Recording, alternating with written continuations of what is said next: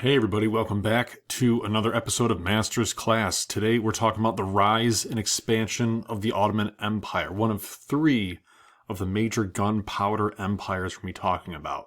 So they're called gunpowder empire predominantly because of the advancements of firearm technology during this period of time that we're going to be looking at in the primarily 16th century.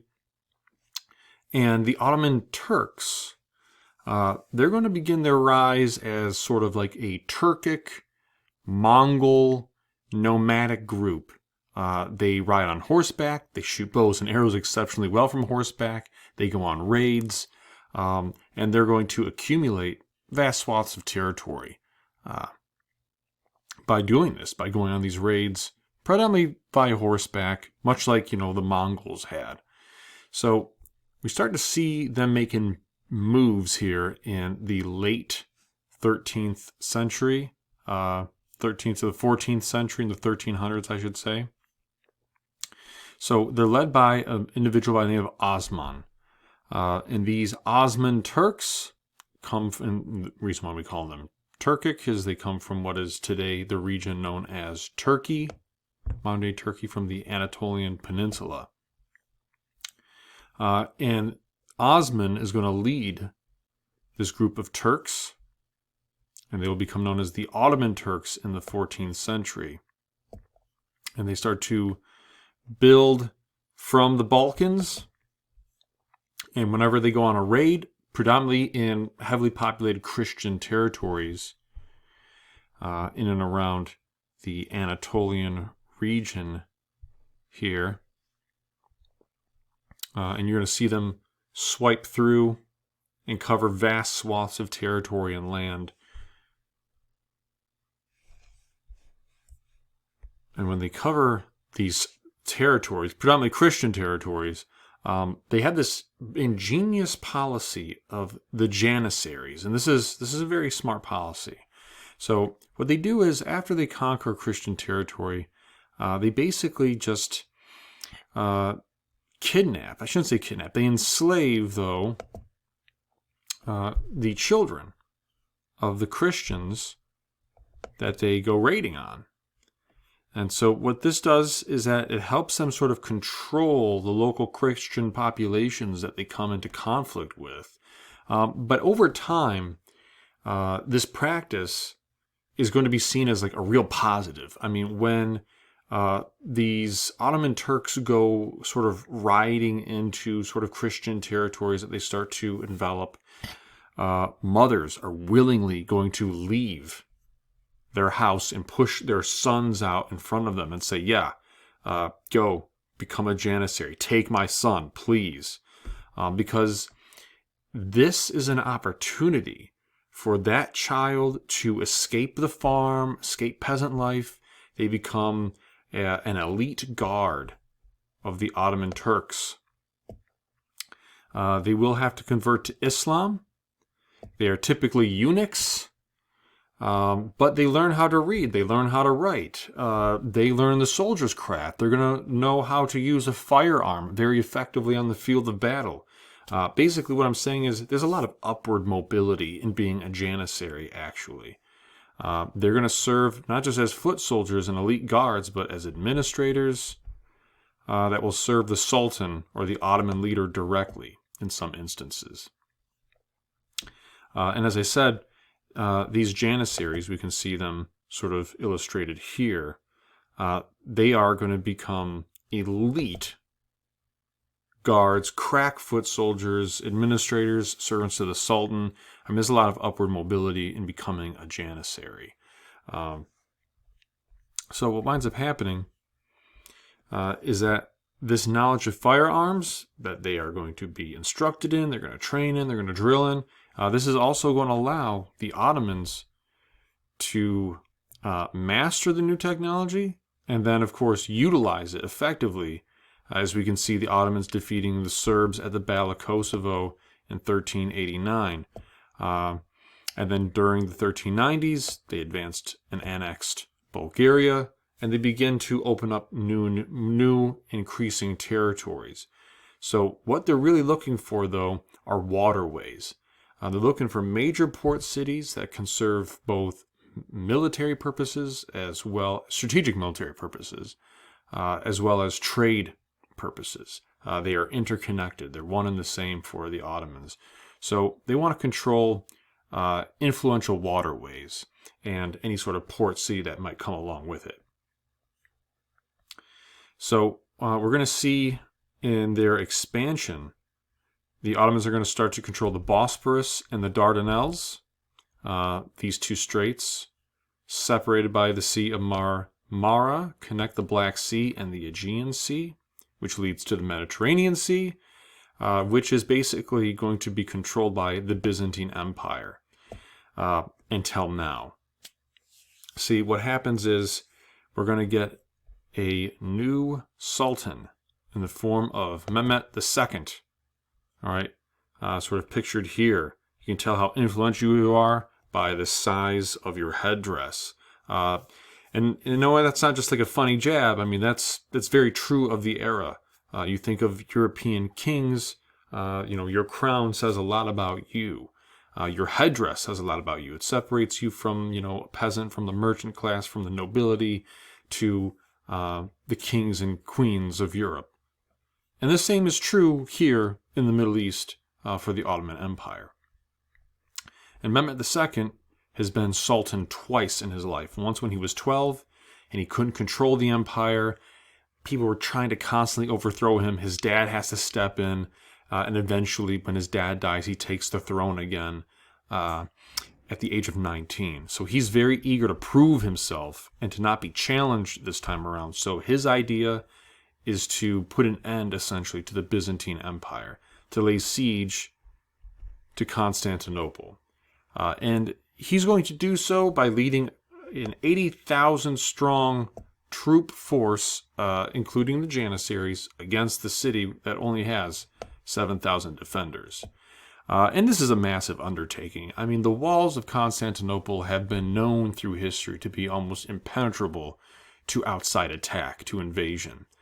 Well, what's going to wind up happening this time around, though, is that the Byzantine emperor at this time was approached by sort of a cannon maker, an arms maker, if you will. And he had these cannons, and he says, anybody comes to your walls, you can just blast these massive cannons that I've designed at them, and then that'll pretty much drive them away before you even get close to your walls. But the Byzantine emperor doesn't really have much interest. He sees it as a useless expense. We got these massive walls, we're fine. Well, this cannon maker then approaches Mehmet II, says, hey, I hear you're looking to take over Constantinople, and I got just the thing for you. And this becomes the Dardanelles gun. And you can probably see it, pictured right here. These massive cannons that were firing 1,200-pound stone cannonballs at the gates of Constantinople through the walls. And I mean, they blasted. I mean, when the first cannonball hit, I think pretty much within the city knew this was not going to go their way. So on April 6, 1453, Mehmet II releases the order to fire these cannonballs at will. You can see the massive size of them. They bash through the gates quite easily. And all the debris goes hurling its way through the marketplace. It is chaos. And when the wall is breached, and this is where you have this image here, Mehmet II leading his Janissaries, his troops, his vizier, who we'll talk about more momentarily, into the city, and a 3-day sack of the city begins as Constantinople falls. The Byzantine Empire is essentially no more at this point. Now we really have the rise of the Ottoman Empire coincides with the fall of the Byzantine Empire. And so during this capture of Constantinople, the Turks that are linked with the European and Asian parts of the Ottoman Empire finally are united. These waterways are under Byzantine control now. The city is under Byzantine control. Ottoman control now. And so now to make it official, we're going to rename, Mehmet II is going to rename Constantinople to Istanbul, and the great Christian cathedral, the great Christian church, Hagia Sophia, will now become converted into the world's greatest mosque. And it's because of this that we start to see the explorations of Europeans to Africa and to the Americas, because now the Ottomans have control of some massive land routes and crossroads, as well as, of course, the important sea trading routes to Asia with the capture of Constantinople and the fall of the Byzantine Empire.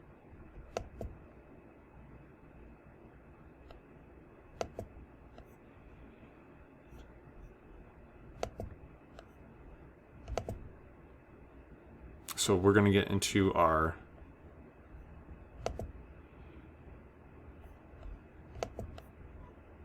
next slide here. Okay. So, of course, the Ottoman Empire is going to expand. We can see, and you can see this from the ebook. You'll find an interactive map that you can access as well.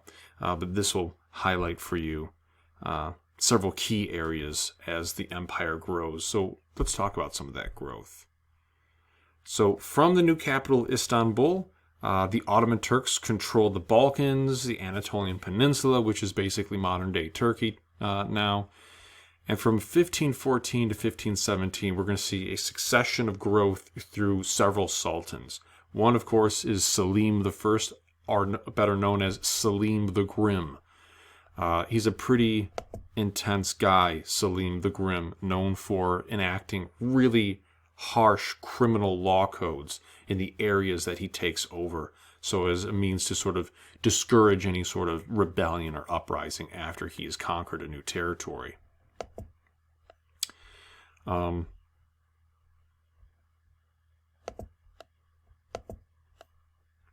So what's going to wind up happening is he's going to conquer Mesopotamia, basically modern-day Iraq, Egypt, Arabia, the heartland of Islam. So all the major religious key cities are going to be under his control, under Ottoman Empire control. We're talking Jerusalem, we're talking Mecca, we're talking Medina. This sets him up to declare himself as the new caliph, basically the new defender of the faith, the successor of the prophet Muhammad. So they're going to wind up making their way under Selim the Grim and other successful sultans, militarily speaking, to places such as Wallachia, and outside of the Romanian territory, Wallachia, back into the Balkans, to the Straits of Gibraltar. You can see that in here. They'll push into Hungary. However, they're ultimately stopped by the Hungarians in their advance to the Danube Valley. By the time they reach, we get into Suleiman I, also known as Suleiman the Magnificent, whose reign begins in 1520. The Ottomans had advanced anew up the Danube River. They seized Belgrade. They win a major victory over the Hungarians in 1526 at the Battle of Mohacs. And then they conquer most of Hungary and move into Austria, advancing to Vienna. They were defeated in 1529. And then we know from our studies of the Spanish Empire